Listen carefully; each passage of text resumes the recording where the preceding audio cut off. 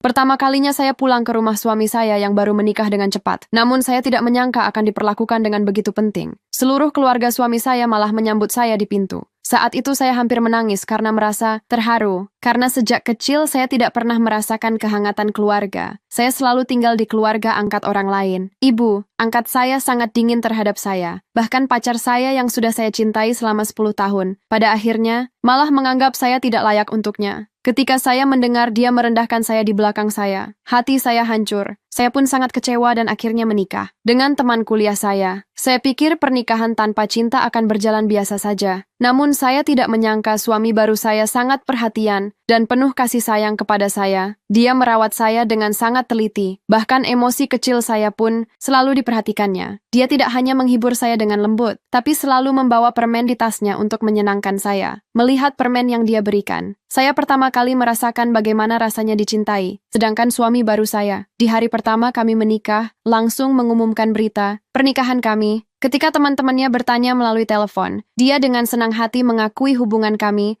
Dia bisa merasakan perubahan emosi saya dan selalu merespons dengan baik. Saya pun dengan senang hati memberitahunya bahwa salah satu blogger komik yang saya suka baru saja menikah. Melihat saya senang, dia tersenyum tak terkendali. Namun saya tidak menyangka, ternyata saya adalah karakter utama dalam komik itu. Keesokan harinya saya pergi bekerja seperti biasa. Namun saya tidak menyangka wanita licik itu sengaja datang untuk mencari masalah. Menghadapi tantangannya kali ini, saya tidak membalasnya. Namun pemandangan ini dilihat oleh pacar saya. Dia tahu saya tidak salah, namun dia tidak pernah membela saya. Saya sangat kecewa dan tahu saatnya untuk pergi. Kemudian saya pergi ke kantor pria itu, berencana untuk mengajukan pengunduran diri. Namun dia lebih dulu bertanya, mengapa saya tidak masuk kerja kemarin. Ketika saya menjawab bahwa saya menikah, dia mencibir dia tidak percaya saya yang telah mencintainya selama 10 tahun. Saya memberitahunya bahwa setelah menyelesaikan pekerjaan dan serah terima, saya akan mengurus pengunduran diri di bagian SDM. Namun pria itu terlihat tidak senang. Bahkan asistennya yang datang melapor pun dimarahi olehnya. Dengan marah pria itu mulai menyalahkan saya, mengatakan bahwa jika saya sedang kesal, harusnya ada batasnya. Namun dia tidak tahu. Saya sudah bulat hati untuk mengakhiri cinta satu pihak yang berlangsung 10 tahun. Kemudian saya meninggalkan kantor tanpa peduli larangannya. Namun dia masih mengira saya hanya sedang marah dan berpikir saya akan kembali seperti biasanya setelah beberapa hari. Saat saya keluar dari kantor, saya tidak menyangka suami baru saya ternyata sedang menunggu saya di pintu.